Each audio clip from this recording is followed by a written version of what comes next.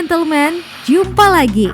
Di video kali ini, kita akan membahas sejarah lahirnya celana jeans sebagai fashion item ikonik yang tak lekang oleh waktu. Celana jeans telah menjadi fashion item paling digandrungi mulai dari anak-anak hingga orang dewasa, bahkan sampai kalangan tua. Mulai dari generasi zaman old hingga zaman now. Ini karena celana jeans sangat nyaman dan cukup santai dipakai sehari-hari ataupun untuk hangout bareng teman-teman. Selain itu, celana ini mempunyai bahan yang tidak mudah rusak dan tahan lama. Tapi, tahukah kalian bahwa celana yang dipelopori oleh Levi Strauss ini terinspirasi dari para penambang loh? Penasaran seperti apa ceritanya? Yuk simak video ulasan lengkapnya berikut ini.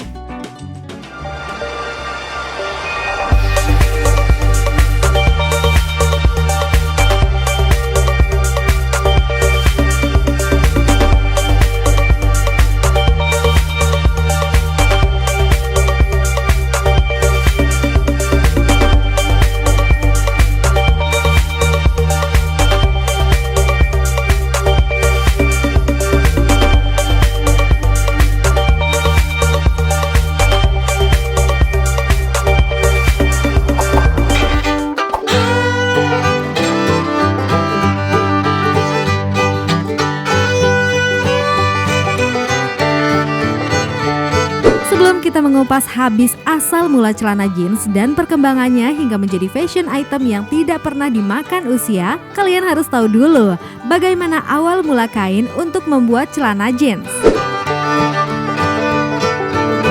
Menurut ceritanya, kain jeans hadir karena sebuah kegagalan. Bagaimana bisa ya? Pada awalnya, sebelum kain jeans dirilis ke dunia fashion, kain tersebut merupakan salah satu jenis kain terkenal dari kota Genoa, Italia, yaitu katun corduroy. Saking terkenalnya, kain tersebut membuat beberapa penenun dari Nice, Prancis berusaha untuk membuat replikanya. Sayangnya, semua usaha mereka tidak berbuah keberhasilan. Tetapi kegagalan tersebut justru membuat mereka berhasil menemukan jenis tekstil baru dengan tekstur yang kuat dengan daya tahan tinggi yang diberi nama serge denimes. Nama serge denimes yang kemudian lebih akrab disapa sebagai denim, kata yang saat ini juga masih kita pakai untuk menyebut jeans, sedangkan jeans sendiri berasal dari kata genus yang merupakan bahasa Prancis dari Genoa. Itulah kenapa orang-orang di sana menyebutnya sebagai jeans atau denim.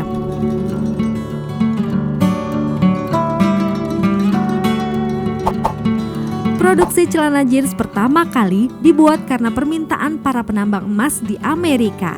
Karena menjadi penambang adalah pekerjaan yang berat, membuat celana mereka mudah sekali robek. Hal ini cukup membuat istri mereka jengkel sehingga pada suatu hari ada seorang istri buruh tambang emas yang berusaha mencari seorang penjahit untuk dibuatkan celana dengan kain yang memiliki daya tahan lebih kuat, tidak berantakan, dan tentunya tidak mudah robek. Penjahit yang didatangi tersebut bernama Jacob Davis. Jacob pun akhirnya membuat celana dari bahan serge denimes atau denim yang dijual oleh Levi Strauss. Jacob pun akhirnya membuat celana dari bahan serge denimes atau denim yang dijual oleh Levi Strauss yang merupakan toko langganannya. Karena kain tersebut dianggap cukup kuat untuk bisa melindungi para penambang. Untuk memperkuat daya tahan celananya, Jacob pun akhirnya mulai berpikir dan berkreasi dengan memasang rivet di beberapa titik yang dianggap akan mudah rusak, seperti sudut saku dan bagian lainnya. Rivet sendiri merupakan sebuah paku keling yang terbuat dari logam.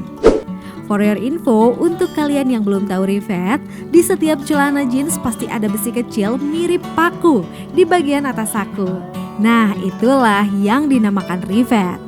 Keberhasilan Jacob dalam membuat celana jeans yang kuat dengan cara ditahan menggunakan paku keling membuatnya berpikir untuk membuat hak paten sebelum celana denim tersebut tersebar luas dan banyak ditiru. Setelah itu, Jacob pun secara langsung menghubungi Levi untuk menawarinya menjadi mitra bisnis dan memegang hak paten secara bersama-sama. Mengingat Levi lah yang telah memperkenalkan kain tersebut kepada Jacob. Levi pun tidak menyia-nyiakan kesempatan karena melihat prospek bagus ke depannya terkait produk baru tersebut. Levi menyetujui usulan Jacob. Mereka pun akhirnya mendaftarkan hak paten celana jeans ke kantor paten Amerika Serikat dan mendapatkan paten nomor 139121 pada tanggal 20 Mei 1873. Maka pada tanggal 20 Mei 1873 itulah dipilih sebagai hari kelahiran celana jeans biru.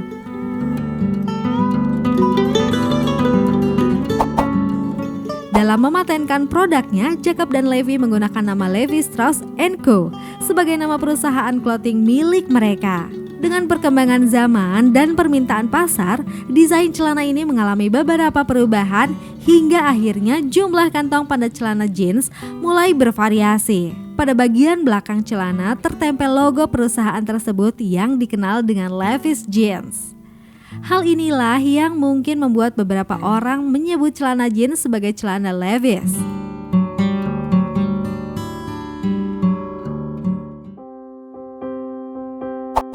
Pada tahun 1930-an, keberadaan celana jeans yang dulunya hanya digunakan sebagai pakaian kerja, khususnya pria, mulai menarik banyak perhatian masyarakat.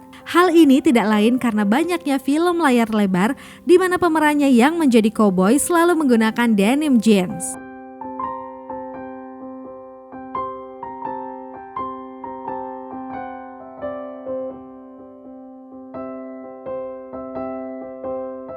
Terjadinya Perang Dunia Kedua di tahun 1940-an ternyata mempengaruhi bisnis celana jeans tersebut. Pasalnya, selama terjadi Perang Dunia tersebut, produksi jeans mengalami penurunan drastis, mengingat Amerika Serikat sebagai rumah produksinya sibuk dalam perang. Namun di sisi lain, keberadaan celana jeans masih bisa terkenal lagi melalui para prajurit Amerika yang menggunakannya sebagai pakaian santai.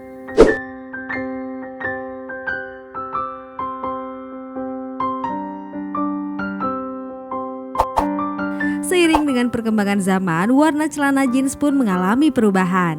Ada yang lebih terang atau lebih gelap. Bahkan beberapa tahun terakhir ini, celana jeans layaknya celana kain dengan warna-warni yang cukup ngejreng.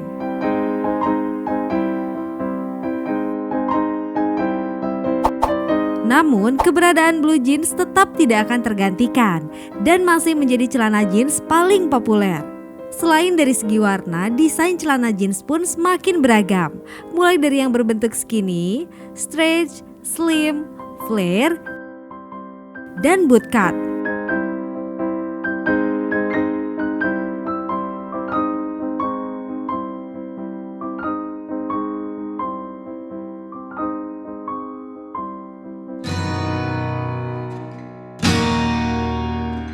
Nah, itu tadi sejarah singkat awal mulanya celana jeans tercipta.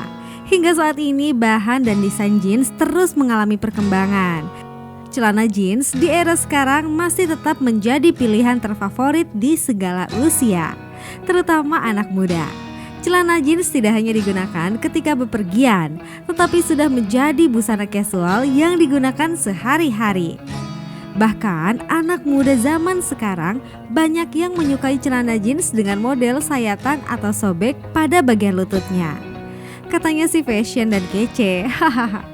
Nah, bagaimana menurut kalian sob? Terima kasih sudah menyaksikan video ini. Sampai jumpa di video-video berikutnya. Jangan lupa untuk subscribe dan tekan tombol notifikasinya agar kalian tidak ketinggalan info-info bermanfaat lainnya dalam dunia fashion. Ciao!